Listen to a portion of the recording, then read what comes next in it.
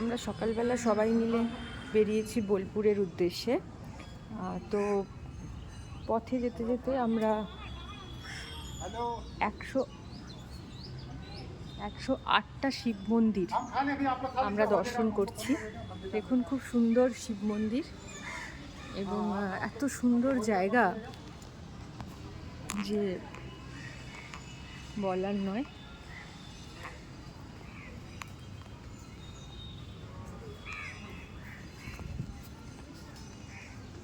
কোনো দিন যদি বর্ধমান উল্লাস মোড় থেকে জাস্ট যদি আপনারা বাইকার আসেন, তাহলে বর্ধমান ঢোকার আগেই দেখবেন বর্ধমানের যে বাস স্ট্যান্ড আছে, সেই বাস স্ট্যান্ডেরই জাস্ট রাইট সাইডে এটা পড়বে, উল্টো দিকে।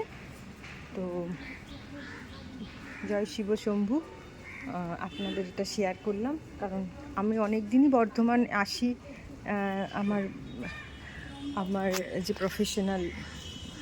প্রফেশনের জন্য আমার বর্ধমান কোর্টে, কিন্তু কোনো দিনই আমি এই মন্দির দর্শন করতে পারিনি।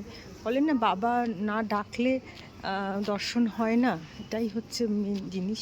তো কিন্তু আজকে আমার সেই দর্শনটা হলো, আপনাদেরও দেখাচ্ছি।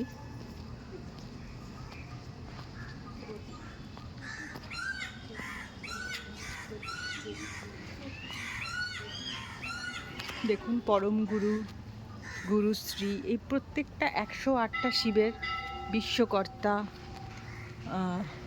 নাম আছে। সভার্ণব, জয়ী, সনাতন। তো আপনারা আসবেন, খুব ভালো লাগবে দেখতে।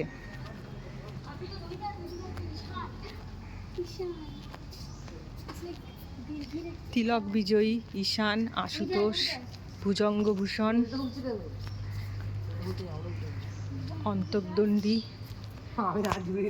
দেখুন, আমার বৌদি ওদিক থেকে প্রণাম করতে করতে আসছে, দেখছেন? হ্যাঁ,